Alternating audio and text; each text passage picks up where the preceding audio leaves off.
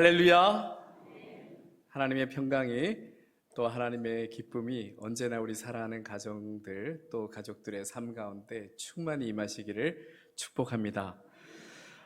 저는 지난주 우리 홍강교회의 2026년 목회를 위한 기도 주간을 가졌습니다. 오롯이 홀로 하나님 앞에서 말씀을 묵상하며 우리 공동체를 위해 간절히 기도했습니다. 지금까지 인도하신 하나님의 한없으신 은혜를 감사하며 앞으로의 길도 인도하여 주시길 간구했습니다. 여러 가지 기도들을 드리면서 특별히 우리 지체들 중에서 환우들의 치유와 회복을 위해 한 분 한 분의 이름을 불러가며 기도했습니다. 그러면서 하나님께서 주시는 깊은 위로와 또 도전의 음성을 들을 수 있었습니다. 지난주 함께 기도해 주셔서 감사합니다. 주님 주신 말씀으로 또 한 해를 잘 준비해 가도록 하겠습니다. 우리는 지난 주일 말씀을 통해 영적 전장에 서기 위한 첫 번째 물맷돌을 우리 신앙의 주머니에 담았습니다. 그 물맷돌은 나는 누구인가? 라는 정체성의 확립이었습니다. 세상이 우리를 어떻게 보든지 때로는 무시하거나 때로는 비웃을지라도 우리는 하나님의 자녀입니다. 하나님의 택함받은 백성이며 하나님의 군대입니다 라는 분명한 자기 정체성을 가지고 이 땅을 살아갈 것을 함께 결단했습니다. 그렇다면 이제 두 번째 물맷돌을 주워 담아야 할 차례입니다. 오늘 하나님께서 우리 손에 쥐어주시는 두 번째 물맷돌은 바로 나는 누구와 함께 하는가 하는 질문에 대한 동행의 확신입니다. 내가 누구와 어울리느냐가 곧 너 자신을 말해준다는 격언이 있습니다. 동행은 단순한 선택이 아니라 인생이 걸린 중요한 문제입니다. 누구와 함께 하느냐에 따라 인생의 길이 전혀 달라질 수 있기 때문입니다. 좋은 스승을 만나면 인생이 새로워지고 좋은 친구를 만나면 길이 열리기도 합니다. 반대로 잘못된 사람과 동행하면 길을 헤매게 되고 그 길에서 무너지기도 합니다. 그래서 잠언 13장 20절에서는 이와 같이 우리에게 가르쳐 주고 있습니다. 지혜로운 자와 동행하면 지혜를 얻고 미련한 자와 사귀면 해를 받느니라. 아멘. 이처럼 동행은 우리 삶의 길을 결정짓는 데 중대한 영향을 줍니다. 사랑하는 성도 여러분, 세상에서도 누구와 함께 하느냐 하는 문제는 매우 중요한 것입니다. 그렇다면 당연히 영적 전장에서 살아가야 하는 우리에게는 누구와 함께 하느냐 하는 문제는 더 말할 필요 없이 절대적으로 중요합니다. 그래서 오늘 우리의 두 번째 물맷돌은 바로 이 질문으로부터 시작합니다. 나는 누구와 함께 하는가? 사랑하는 성도 여러분, 우리가 치열한 삶 속에서 영적 전쟁을 치를 때 이 질문에 대한 답이 분명하지 않으면 우리는 골리앗 같은 거대한 문제 앞에서 힘없이 주저앉을 수밖에 없습니다. 그러나 오늘 말씀을 보면 다윗은 달랐습니다. 그는 눈앞의 현실만 본 것이 아니라 과거에 함께 하신 하나님을 떠올리고 기억하며 담대히 이렇게 외쳤습니다. 여호와께서 나를 사자의 발톱과 곰의 발톱에서 건져내셨은즉 나를 이 블레셋 사람의 손에서도 건져내시리이다. 아멘. 다윗은 사울 왕이나 수많은 이스라엘 병사들에게서 힘을 얻은 것이 아니었습니다. 그는 자신과 언제나 함께 하시는 하나님의 동행하심을 신뢰하며 용기를 낸 것입니다. 그런데 다윗이 골리앗과 싸우려고 할 때의 그 전장의 상황을 우리 한번 상상해 봅시다. 소년 다윗이 내가 골리앗과 싸우겠습니다 라고 나섰을 때 사울 왕과 이스라엘 병사들이 환호하며 소년 다윗을 처음 응원했겠습니까? 아니었습니다. 지난주 우리가 말씀을 통해 보았던 것처럼 다윗의 형들조차 전쟁을 구경하러 나온 철없는 막내로 취급하며 꾸짖었습니다. 사울 왕도 역시 처음에는 다윗의 형들과 같은 시선으로 다윗을 바라보았습니다. 전쟁의 승패가 달린 중대한 순간, 이 왕으로서의 체면과 나라의 명예가 걸려 있는데 검증되지 않은, 그것도 어린 목동을 싸움에 내보낸다는 것은 상상할 수도 없는 일이었습니다.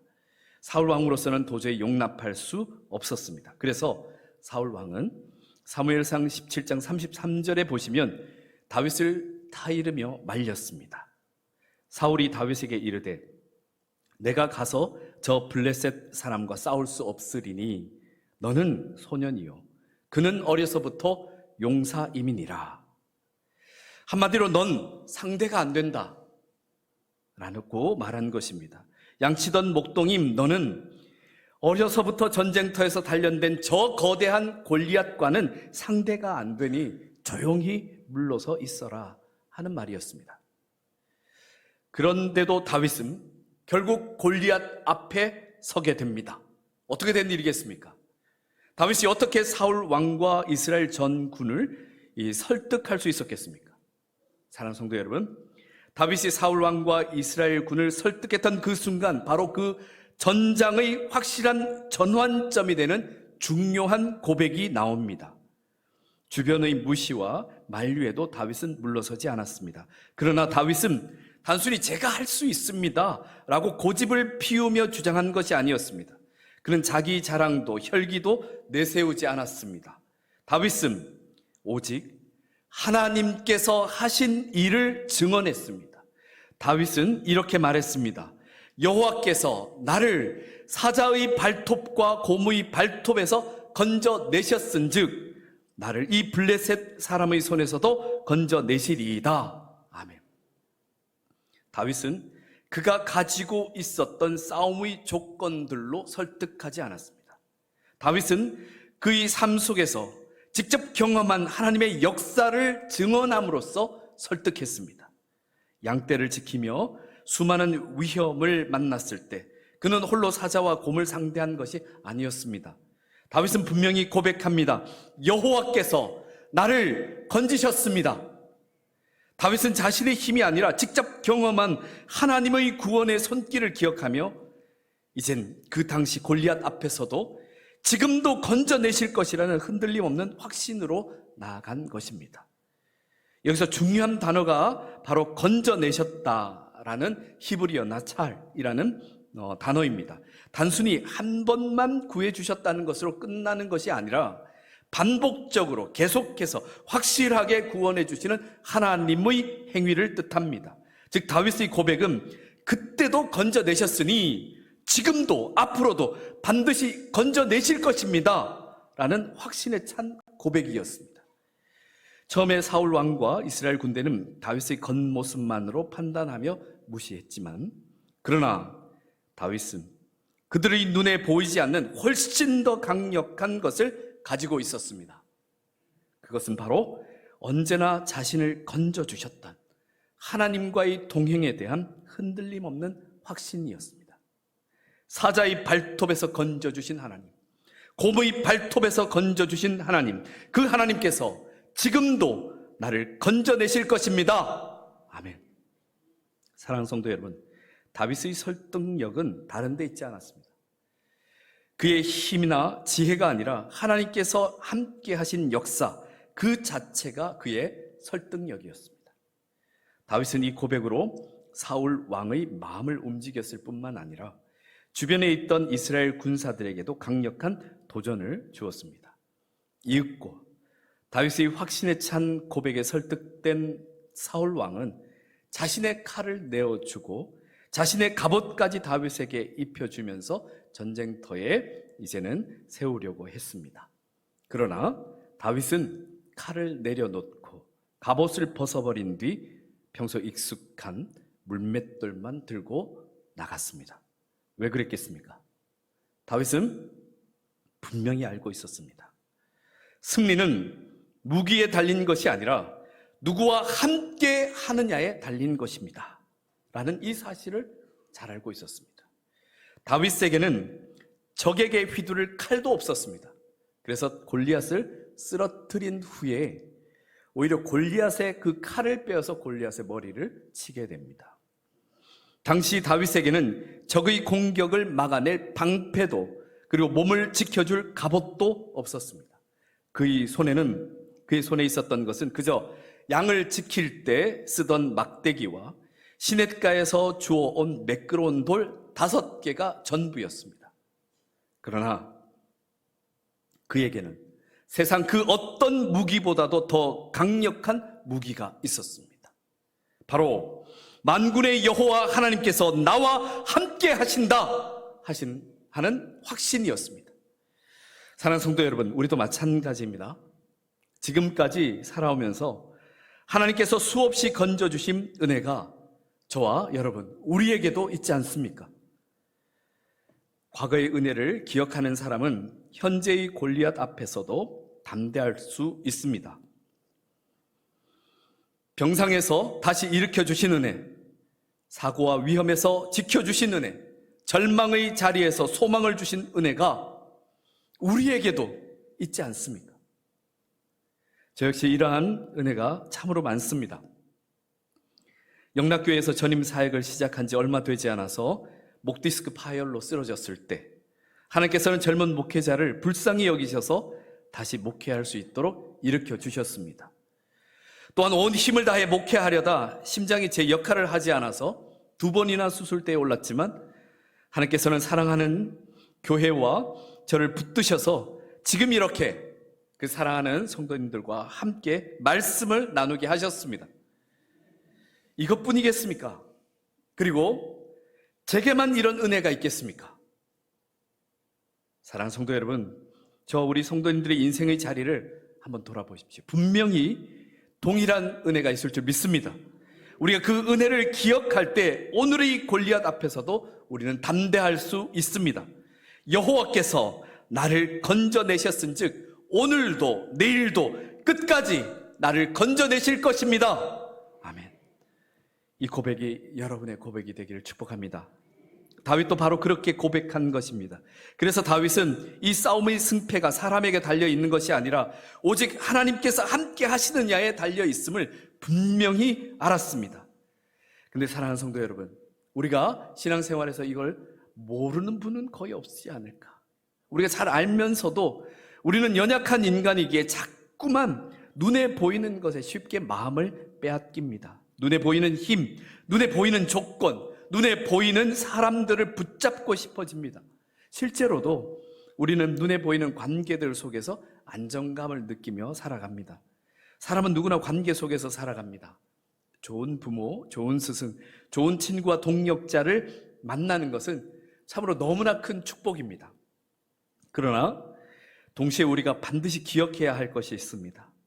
사람과 함께하는 동행은 참으로 소중하지만 안타깝게도 분명한 한계가 있다는 것을 우리가 알고 기억해야 합니다.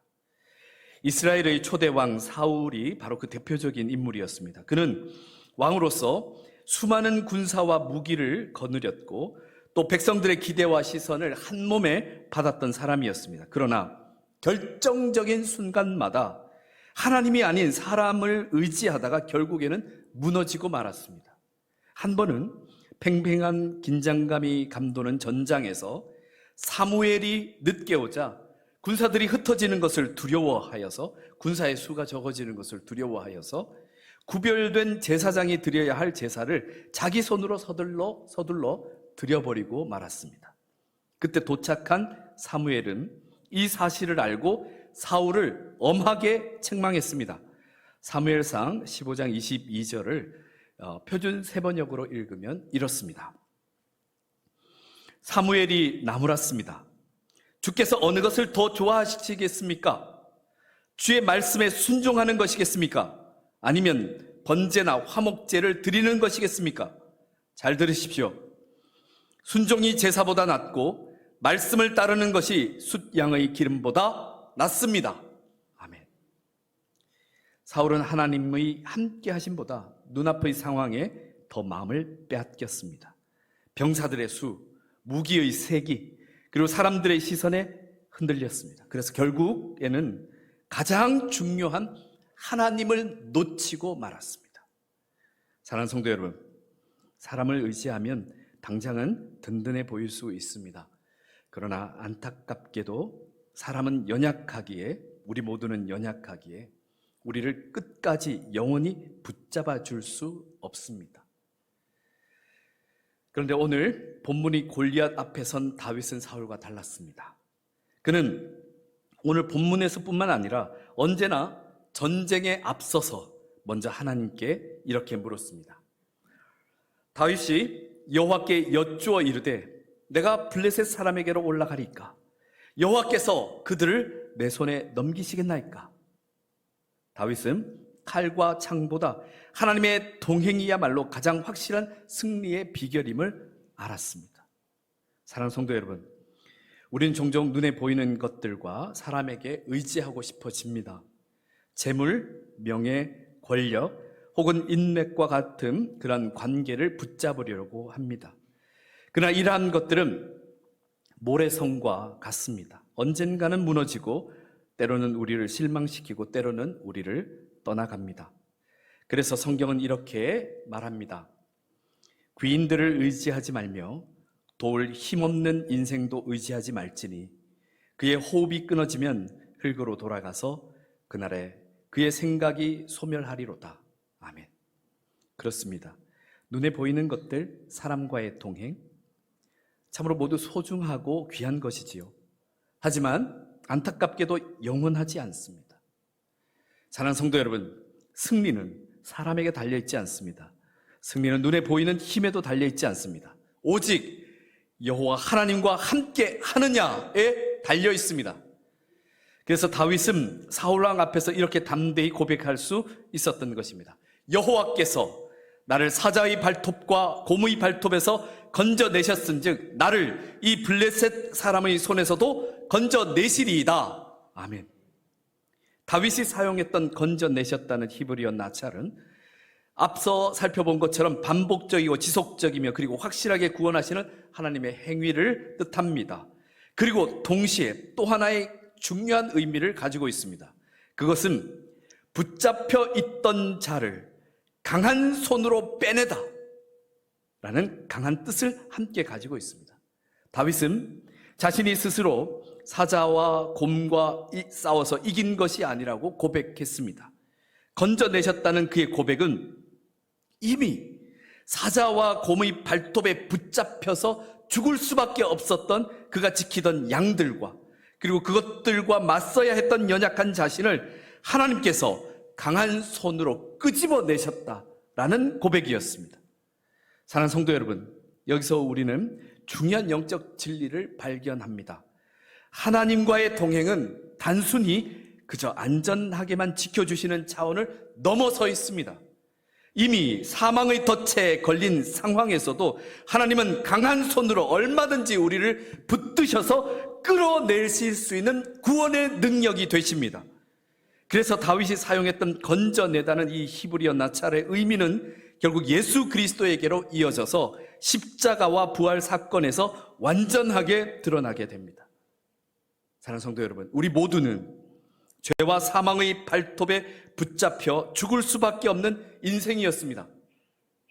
그러나 예수 그리스도께서 우리를 위해 십자가에서 죽으심으로 우리를 그 자리에서 강한 손으로 붙잡으셔서 끄집어 내셨습니다.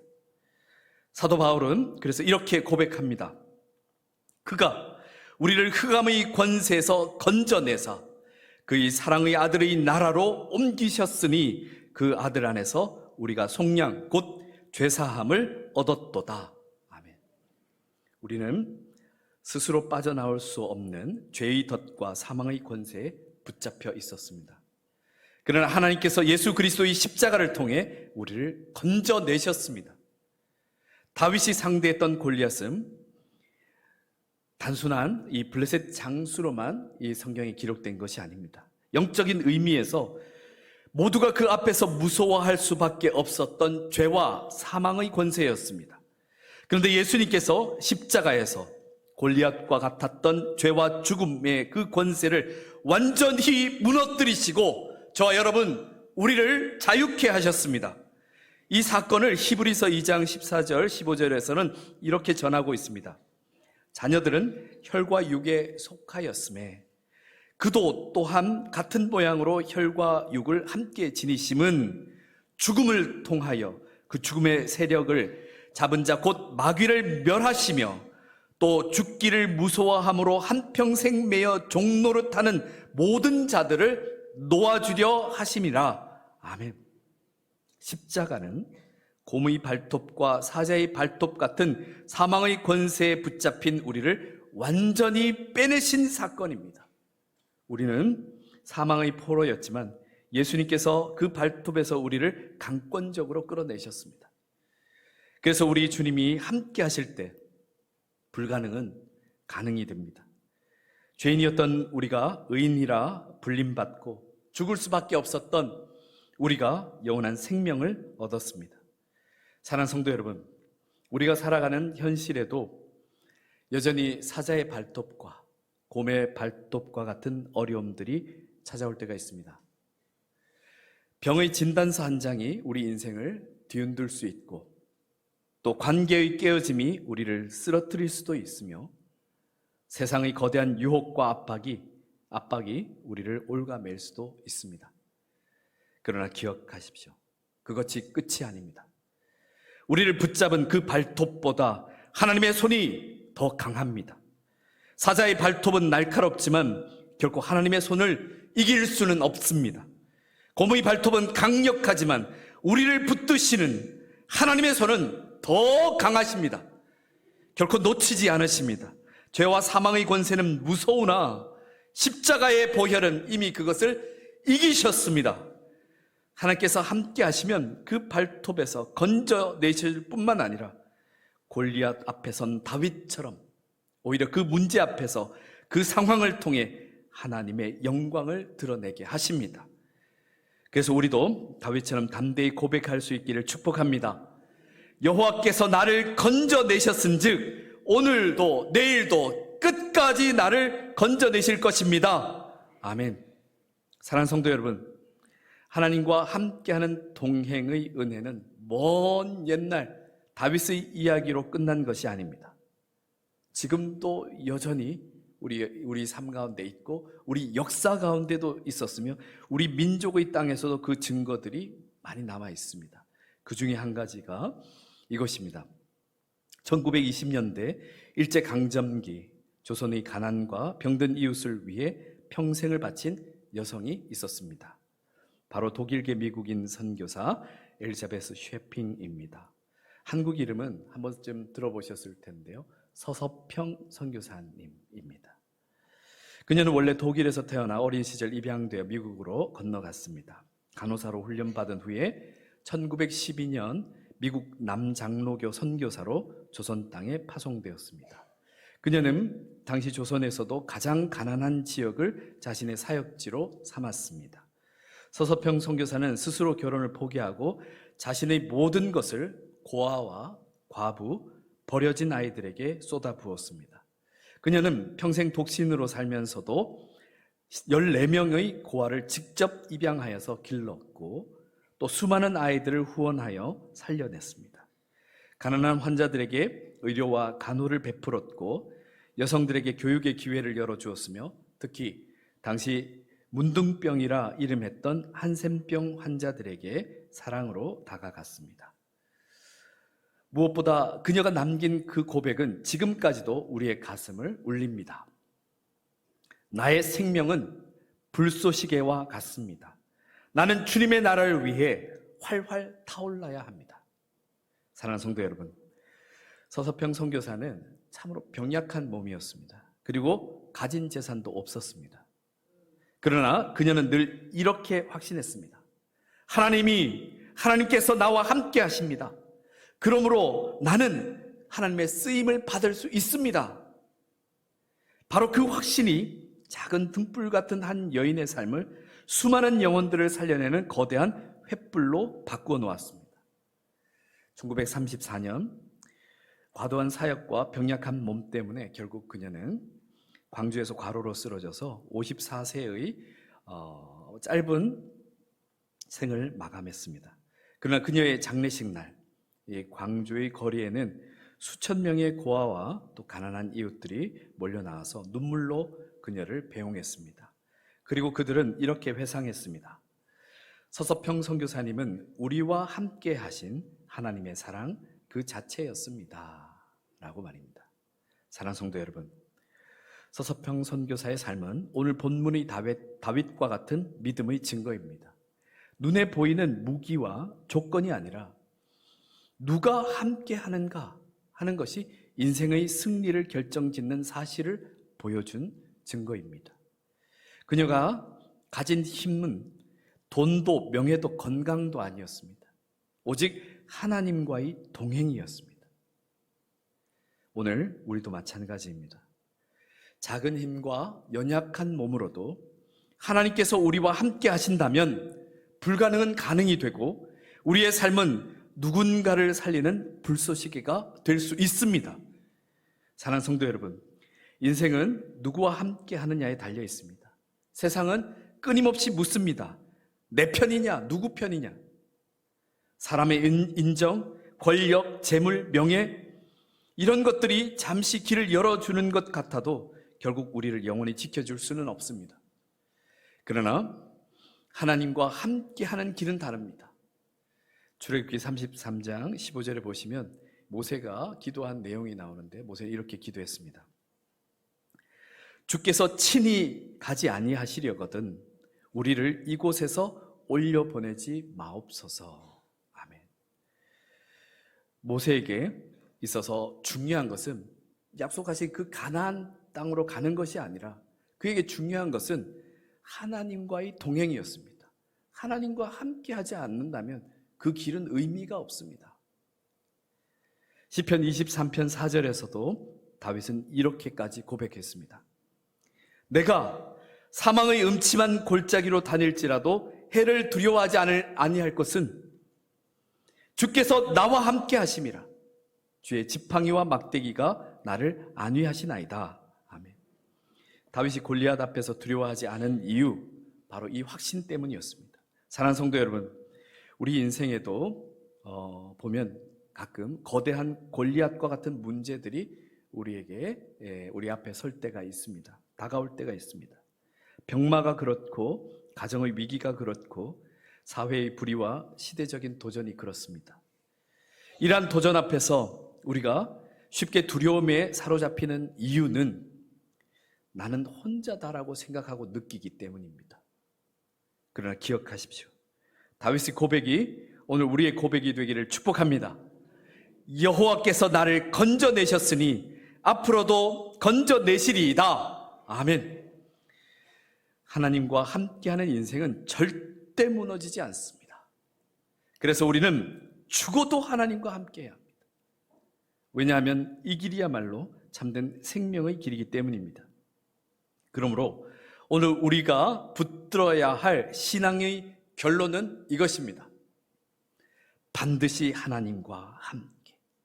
이제 우리 자신을 향해 힘차게 한번 선포합시다. 반드시 하나님과 함께.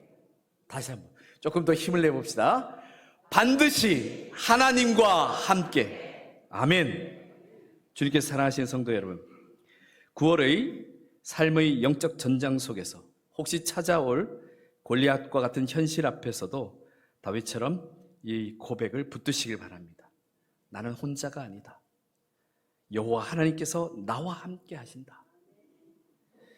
이 확신이 우리 삶을 세우고 가정을 세우며 공동체를 일으킬 것임을 믿습니다. 우리에게는 아직 5개의 물맷돌 중 3개의 물맷돌을 더 손에 쥐어야 합니다. 다음 주에 하나님께서 우리에게 주실 3번째 물맷돌을 또 기대하면서 하나님과 함께 영적 전장을 향해 나아가시길 주님의 이름으로 축복합니다. 반드시 믿음의 싸움에서 승리하게 되실 줄 믿습니다. 함께 기도드리겠습니다. 사랑과 은혜가 풍성하신 하나님 아버지, 오늘도 말씀으로 우리의 마음을 깨우시고 다윗의 고백을 우리의 고백으로 삼게 하심에 감사합니다. 사자의 발톱에서, 곰의 발톱에서 건져주신 하나님, 우리의 인생 속에서도 수없이 건져내신 그 은혜를 다시 기억하게 하옵소서. 병상에서, 위험 가운데서, 절망의 자리에서 우리를 강한 손으로 붙드셔서 끌어내주신 하나님을 찬양하게 하옵소서. 그래서 다윗의 고백처럼 여호와께서 나를 건져내셨은즉 오늘도 내일도 끝까지 건져내실 것을 믿습니다. 담대히 고백하게 하옵소서. 사람과 함께하는 동행에는 한계가 있지만 하나님과 함께할 때는 불가능이 가능으로 바뀌고 죄와 사망의 권세에서도 우리를 끌어내시는 능력이 됨을 믿습니다. 주님, 이번 한 주간 우리 삶의 자리마다 골리앗 같은 문제들이 우리를 두렵게 할지라도 우리가 혼자가 아님을 기억하게 하시고 반드시 하나님과 함께 하겠다는 그 믿음으로 담대히 나아가게 하옵소서. 성령님 도우시사 우리와 동행하셔서 가정과 일터, 교회 공동체 속에서 하나님의 살아계심을 증거하는 삶이 되게 하옵소서. 예수 그리스도의 이름으로 기도드립니다.